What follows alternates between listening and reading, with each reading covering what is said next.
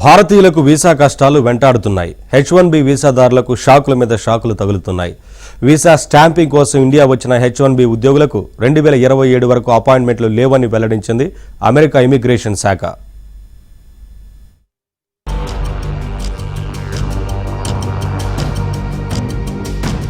అమెరికాకు వలస వచ్చిన వారిని ఎలాగోలా దేశం నుంచి వెళ్లగొట్టాలని భావిస్తోంది ట్రంప్ సర్కార్. అక్రమ వలసదారులను పంపిస్తే పర్వాలేదు, సక్రమ వలసదారులను సైతం పంపించేందుకు కుట్రలు పన్నుతోంది. భారతీయులకు అమెరికా ప్రభుత్వం మరోసారి షాక్ ఇచ్చింది.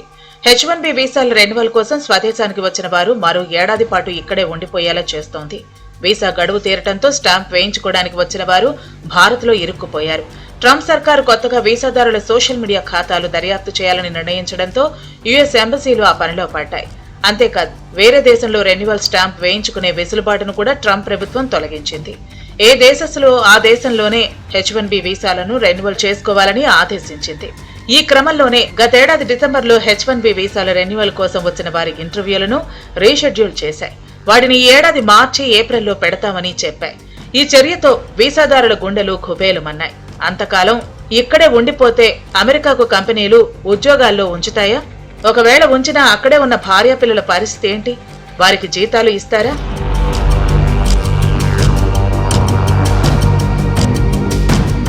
ఇంటర్వ్యూ స్లాట్లు ఖాళీ లేకపోవడంతో కొందరి వీసా రెన్యువల్స్ ను వచ్చే ఏడాదికి రీషెడ్యూల్ చేస్తున్నాయి.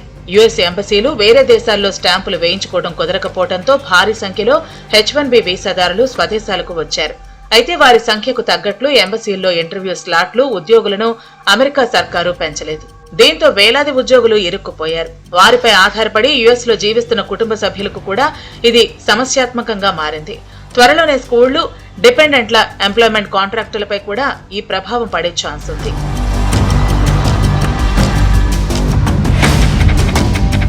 టైంకు వీసా రాకుండా ఎక్స్పైర్ అయిపోతే పరిస్థితి ఏంటనేదే ప్రశ్న. కొత్తగా వీసా కోసం దరఖాస్తు చేయాలి.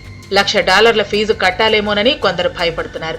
ఇదే జరిగితే $1,00,000 కట్టేందుకు ఏ కంపెనీ ముందుకు రాదు. ఇదే జరిగితే మళ్లీ అమెరికా వెళ్లటం కష్టం. అందుకే అమెరికాలోని H1B వీసాదారులు యుఎస్ దాటి వెళ్లొద్దని నిపుణులు సూచిస్తున్నారు. నిపుణులైన భారతీయులు లేకపోతే అమెరికా ఐటీ రంగానికి సైతం భారీ నష్టం వాటిల్లే ఛాన్స్ ఉంది.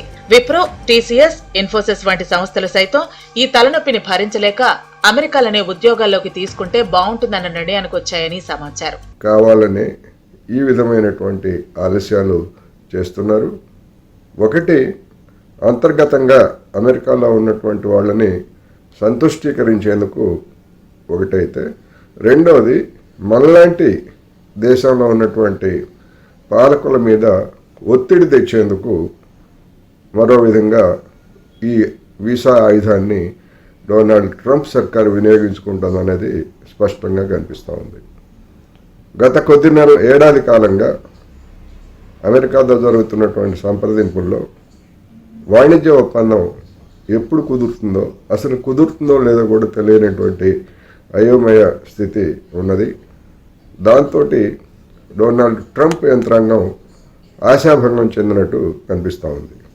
అందుకని ఆ కక్షను ఈ విధంగా చేయడం ద్వారా మన దేశంలో ఉన్నటువంటి విద్యార్థులు లేదా యువత, వారి తల్లిదండ్రులు, కుటుంబాలలో ఇది ఆందోళనకు గురై ఏదో ఒకటి ఒప్పందం చేసుకుంటే పోయేదిగా, ఎందుకు మరి మోడీ గారు ఈ విధమైనటువంటి పనులు చేస్తున్నారనేటువంటి ఒక ఒత్తిడిని ఇటువైపు నుంచి రెచ్చగొట్టేందుకు కూడా ఇది ఒక పథకంగా ఉన్నది.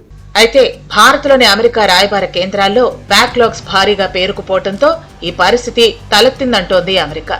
ఢిల్లీ, ముంబై, చెన్నై, హైదరాబాద్, కోల్కతా కేంద్రాల్లో కొత్త ఇంటర్వ్యూ స్లాట్లు లభ్యం కాకపోవడంతో ఇప్పటికే ఉన్న అపాయింట్మెంట్లను అధికారులు 18 నెలల వాయిదా వేసి 2027కు మార్చారు. ఈ పరిస్థితి ఇప్పట్లో మెరుగుపడే అవకాశం లేదంటున్నారు ఇమ్మిగ్రేషన్ అధికారులు. ట్రంప్ విధానాల వల్ల ఇప్పటికే అమెరికా యూనివర్సిటీల్లో భారతీయుల విద్యార్థుల సంఖ్య 75% వరకు పడిపోయింది. ఇప్పుడు ఉద్యోగులను వదలటం లేదు ట్రంప్.